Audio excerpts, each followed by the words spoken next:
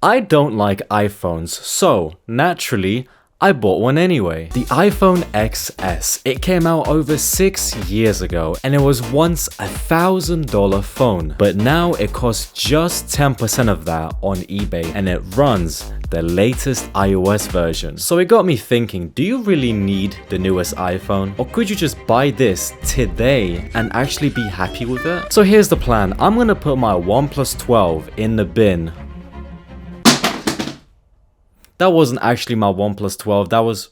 and use this phone like it came out today. Is it as good as my 2024 Android? Does the camera hold up? And most importantly, why the heck has this phone aged so damn well? So I just picked up the phone and wow, is it so light. I had it in my pocket while traveling and I kept checking like, did I lose it or something? Because I could barely notice it was in my pocket. Compared to this thing sags me down. Also, I just bought the iPad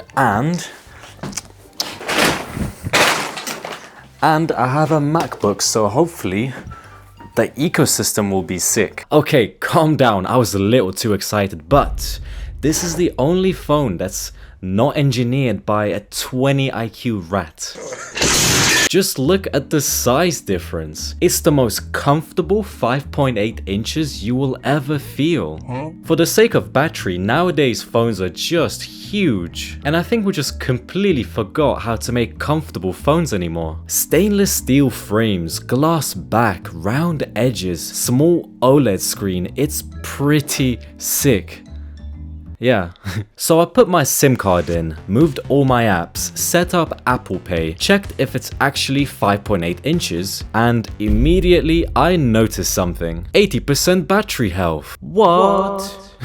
The original 2658 milliamps is now just over 2100 milliamps, which is like 40% of the battery of my main phone.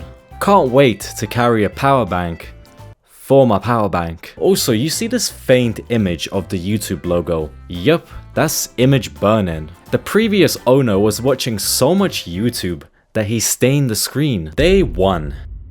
As a sweaty Android user, the first thing that I wanted to try was the ecosystem. So I opened my Mac, found my favorite picture and airdropped it to my phone. Okay, that's not very exciting. I could copy a link on my iPhone and just paste it on my Mac, or I could just put my phone down and click this icon on my Mac and open the page that I was just on my phone. In Discord, I could use my iPhone's camera as a webcam wirelessly without any setup. It just shows up. I could mirror my phone's display with a tap of one button, or straight up just use my iPhone entirely through the Mac without even touching the phone, as well as get iPhone notifications straight to my Mac. Crazy, right? How useful is this gonna be to me?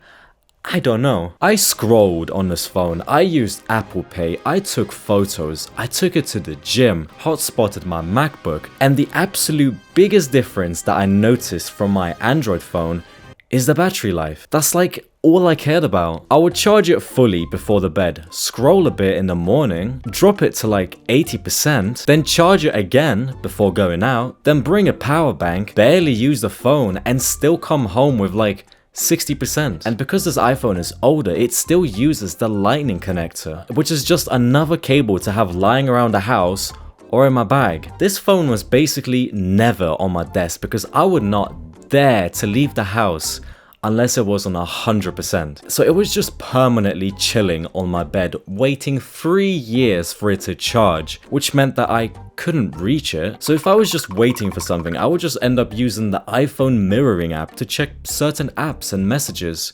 I think the problem here is that I'm just lazy. What absolutely blew my mind is the camera. In broad daylight, you might not see a big difference, but damn, the OnePlus really messed up the exposure. It can be really unreliable sometimes, but in other HDR scenarios, OnePlus looks way better. Although there is something cinematic about the iPhone. A lot of the pictures just look more realistic on the iPhone, like bruh, that building was not that orange. Also, that over-sharpening is crazy. What is OnePlus smoking? In low light video, you would expect OnePlus to destroy it considering how much bigger the sensor is. But what is going on with these colors? Everything is way too blue, and that ocean looks like it's straight up from a cartoon. Even in super low light conditions, yeah sure, OnePlus is brighter, but that is not what I was seeing with my eyes. OnePlus is way too bright and too saturated. The iPhone is almost exactly what my eyes were seeing, but slightly darker and grainier. I did not expect this, considering that the iPhone is 6 years old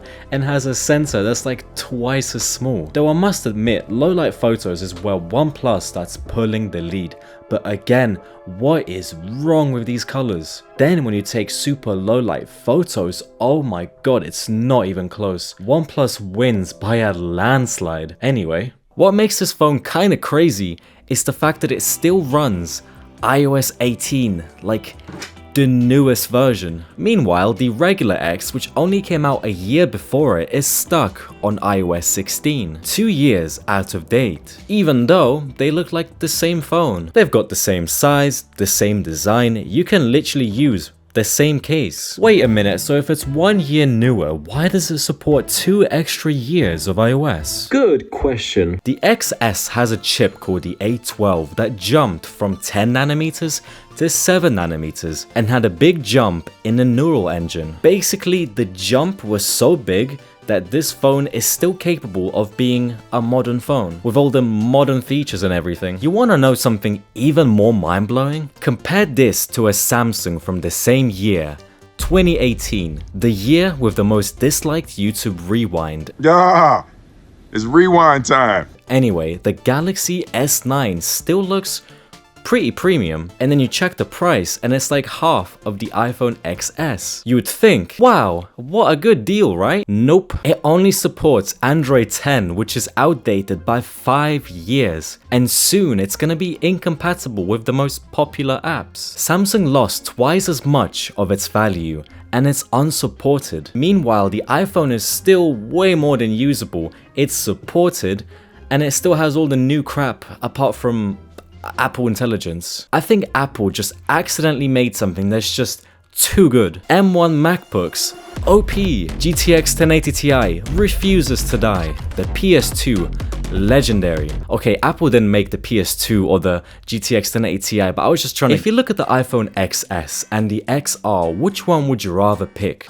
I'll pick the XR because it's got a bigger screen. Shut the... The XR from the same year has the same processor. It's cheaper, bigger, and so it's better, right? Wrong. It has a crappy LCD screen, which is fine if the OLED didn't exist on the XS. It has ugly bezels and no more stainless steel sides. Instead, they're aluminium, which is slightly less premium. Also, it's bigger, thicker, heavier, feels cheaper in hand, and it's missing the 2x zoom camera. And the same thing applies to the iPhone 11. The performance is good, but it looks and feels cheap. The iPhone 12 is a good upgrade, but it has square edges, which doesn't slap as hard, and also, it's like double the price. So if you want the fully usable, premium feeling iPhone, there's no better option. I don't know, maybe the iPhone 11, but it also costs more, so I don't know.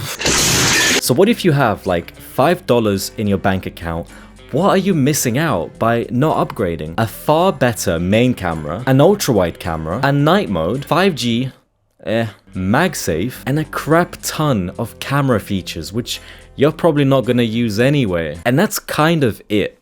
Basically, a much bigger battery and a better camera. I kinda loved this phone, which is very confusing. The one-handed typing experience, the polished iPhone experience, even the little details like the haptic feedback when ChatGPT is generating an answer. I just feel good when holding this phone. It did have occasional stutters, but bruh, compared to all the good things, I did not care. And after a couple days of switching, I was like, wait a minute, why is it so good? Will I keep it? No, because I still prefer my Android. If Apple put 100-watt charging on their iPhones, they can have my babies. But if you replace the battery and you don't take 1 million photos a day, this is still a good phone to buy right now, I can see why people don't upgrade their phones. On the streets, I still see loads of people walking around with iPhone 11s, but do you see anyone walking around with a 6 to 7 year old Samsung? Not really,